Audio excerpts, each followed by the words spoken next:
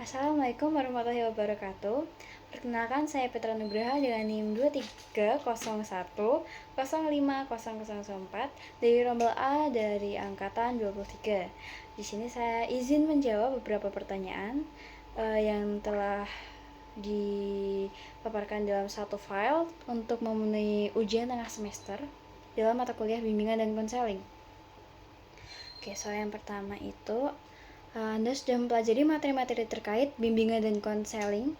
Kemukakan pengetahuan apa yang sudah Anda pahami terkait materi latar belakang perlunya bimbingan dan konseling di sekolah, pengertian persamaan dan perbedaan bimbingan dan konseling, mengapa guru membimbing. Lalu ada poin yang kedua, urgensi BK, kedudukan BK, 3 wilayah atau bidang dalam penyelenggaraan pendidikan formal, keunikan, dan keterkaitan tugas guru dan konselor. Lalu poin yang ketiga ada tujuan, fungsi, dan orientasi BK. Lalu poin yang keempat ada asas-asas dan prinsip-prinsip BK. Di sini ada poin di mana saya harus memaparkan bukan sebagai calon guru BK, melainkan sebagai calon guru kelas SD. Namun pengetahuan tentang penyelenggaraan bimbingan dan konseling adalah suatu hal yang penting. Oke, izin menjawab terkait soal yang pertama.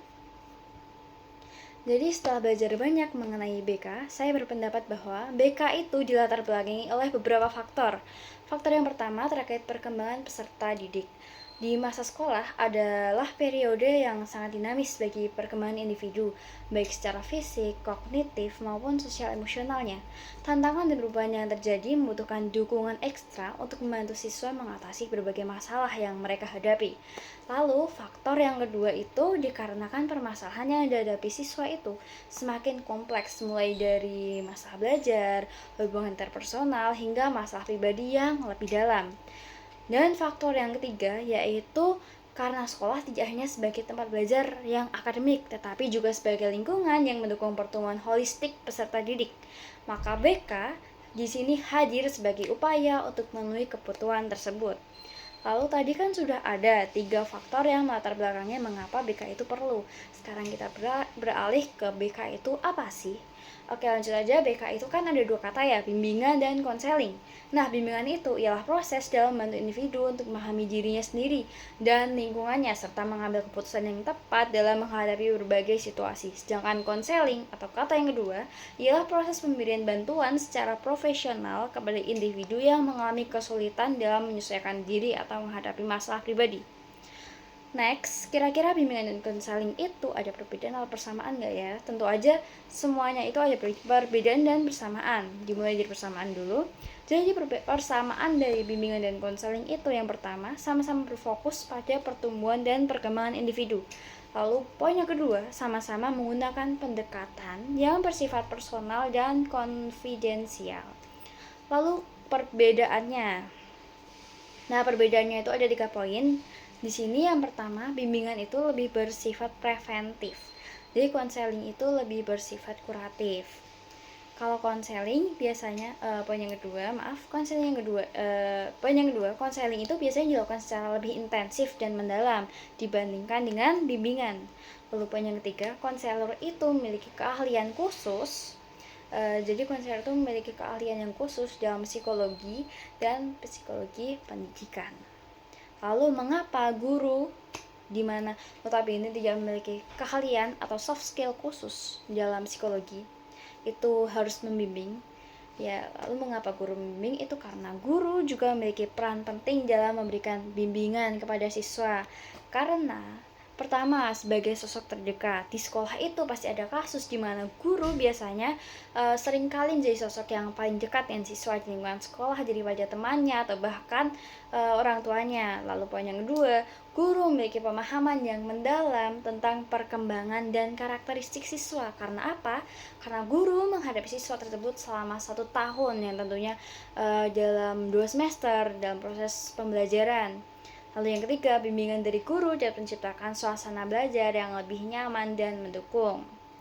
Next, terkait urgensi BK. Jadi tadi udah disinggung ya, bimbingan itu seperti apa, konseling itu seperti apa, lalu mengapa BK itu perlu. Nah, sekarang kita mau membahas tentang urgensinya.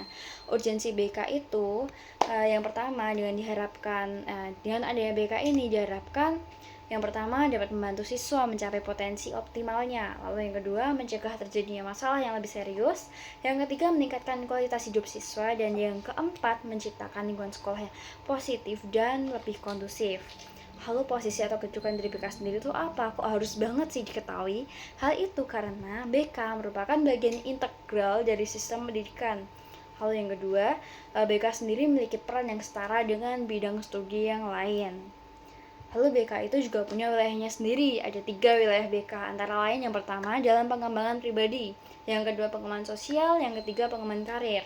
Balik lagi ke tentang pengembangan pribadi. Pengembangan pribadi itu tujuannya membantu siswa mengenali dan mengembangkan potensi diri atau bakat yang ada di dalam siswa. Lalu terkait pengembangan sosial, itu tujuannya untuk membantu siswa dalam membangun hubungan sosial yang positif. Dari namanya udah kelihatan ya, pengembangan sosial itu mengaruh ke hubungan sosial. And then next pengembangan karir. Pengembangan karir itu membantu siswa merencanakan masa depan dan memilih karir yang sesuai. Sudah jelas namanya judul subbabnya, di mana pengembangan karir jelas itu merencanakan masa depan atau memilih karir yang sesuai dengan kemampuan siswa. Lalu apa sih keunikan dan keterkaitan tugas guru dan konselor? Kan beda tuh. Oke, jadi memang ada keterkaitan antara guru dan konselor, makanya jadi hal yang unik. Jadi kita bakal bahas dulu bagian uniknya. Guru itu berfokus pada pembelajaran akademik dan pengembangan kognitif siswa, sedangkan konselor berkaitan pada pengembangan pribadi, sosial, dan karir siswa. Itu fokusnya aja beda apa kaitannya. Jadi karena perbedaan fokus itu menjadi suatu keterkaitan untuk saling melengkapi supaya siswa mampu mencapai keberhasilan. Seperti contohnya kalau pada film Dora atau Dora kan.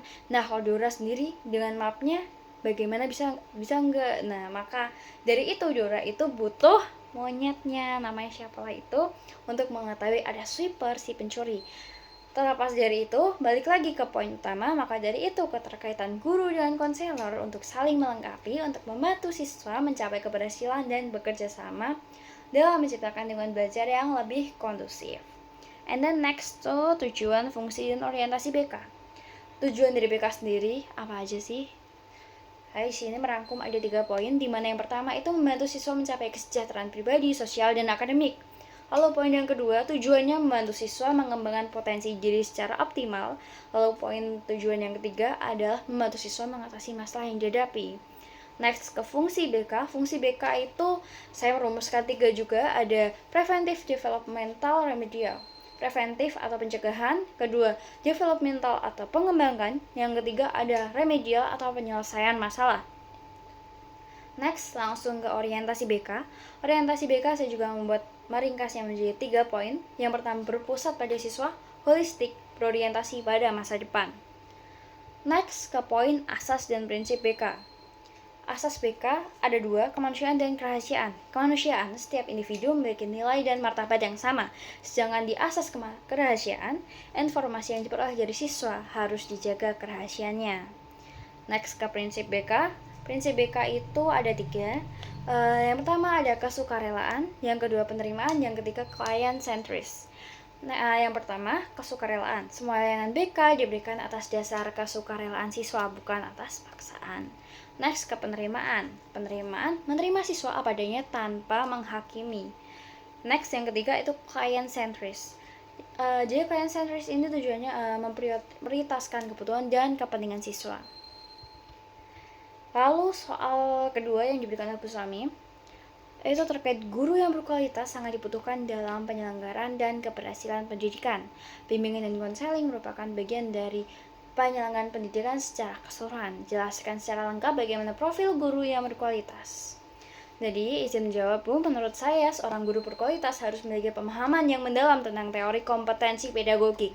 Ini mencakup kemampuan untuk merancang dan melaksanakan pembelajaran yang sesuai dengan kebutuhan siswa. Kemampuan komunikasi yang baik sangat penting bagi seorang guru. Maka dari itu, guru harus dapat menyampaikan materi pelajaran yang jelas dan mudah dipahami oleh siswa. Seorang guru yang berkualitas harus memiliki empati terhadap siswa. Ini berarti menekankan bahwa kita sebagai guru juga harus memahami kondisi emosional dan sosial siswa serta memberikan dukungan yang diperlukan. Nah, kemampuan untuk mengelola kelas dengan baik adalah salah satu ciri guru yang berkualitas. Sebagai bagian dari pendidikan, guru juga perlu memiliki pengetahuan tentang bimbingan dan konseling.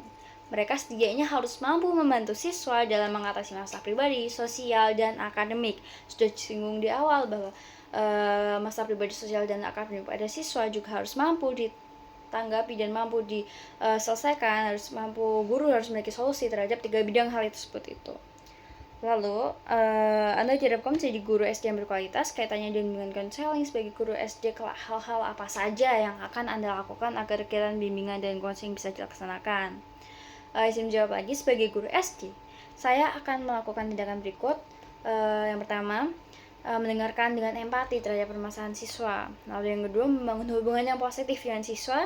Ketiga, mengadakan sesi konseling secara teratur, secara konsisten tentunya, lalu mengidentifikasi masalah siswa dan memberikan solusi yang sesuai, dan melibatkan orang tua dalam proses pembimbingan dan konseling, karena kembali lagi ini adalah hubungan siswa dengan orang tua juga mempengaruhi keadaan emosionalnya. Maka dari itu dan langkah-langkah yang saya lakukan nantinya, saya berharap itu dapat menciptakan program bimbingan dan konseling yang efektif dan bermanfaat bagi siswa di sekolah dasar. Sebagai seorang guru, sangat penting juga untuk memahami karakter peserta didik. Mengapa? Karakter apa saja yang perlu dipahami dan bagaimana cara memahami karakter peserta didik? Baik, memahami karakter peserta didik penting karena hal tersebut memungkinkan guru untuk merancangkan pengalaman pembelajaran yang sesuai dan membangun hubungan yang lebih baik. Karakter yang perlu dipahami meliputi gaya belajar, minat, kekuatan, kelemahan, dan pola interaksi sosial. Cara untuk memahami karakter peserta didik meliputi observasi, komunikasi terbuka, dan refleksi terhadap perilaku dan respon mereka. Next, sebagai seorang guru BK di SD, mengenal dan memahami pola pelayanan BK adalah kunci untuk memberikan bimbingan dan konseling yang efektif kepada siswa. Di sini ada kurang lebih 9 layanan. Yang pertama itu adalah layanan informasi dan konseling pribadi. Contohnya, memberikan informasi tentang pengembangan kepribadian kepada siswa. Next, layanan konseling kelompok. Contohnya, mengadakan sesi konseling kelompok untuk meningkatkan keterampilan sosial siswa. Next, layanan penempatan. Contohnya, membantu siswa menentukan pilihan karir dan memberikan informasi tentang program pendidikan lanjutan. Seperti dari SD itu memberikan informasi terkait SMP favorit atau SMP dengan prestasi yang tinggi. Next, layanan pengarah karir. Contoh, memberikan bimbingan kepada siswa yang merencanakan karir dan mengenal berbagai bidang pekerjaan. Kembali lagi harus sesuai dengan kemampuan dan bidang siswa.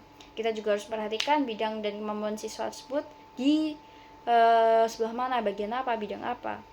Next, layanan pengembangan keterampilan hidup. Contohnya, mengadakan workshop tentang keterampilan interpersonal bagi siswa. Next, layanan konsultasi. Contohnya, berdiskusi dengan guru dan orang tua untuk membahas masalah perkembangan siswa. Next, ke layanan penelusuran dan konseling. Contohnya, melakukan konseling untuk mengatasi masalah perilaku siswa. Next, ke layanan bimbingan dan konseling khusus. Contohnya, memberikan bantuan kepada siswa dengan kebutuhan khusus dalam proses belajar. Next, ke layanan pencegahan dan konseling kecelakaan. Contohnya, memberikan informasi tentang keselamatan kepada siswa dan memberikan konseling pasca kecelakaan. Maka dari itu, saya berharap dengan menjalankan 9 layanan BK ini, seorang guru BK sendiri dapat memberikan bimbingan dan konseling yang holistik serta membantu siswa dalam mengatasi berbagai masalah dan mengembangkan potensinya. Sekian yang bisa saya sampaikan dari 3 pertanyaan yang telah diajukan oleh Bu Sami. Saya izin undur diri, maaf apabila ada salah kata. Terima kasih.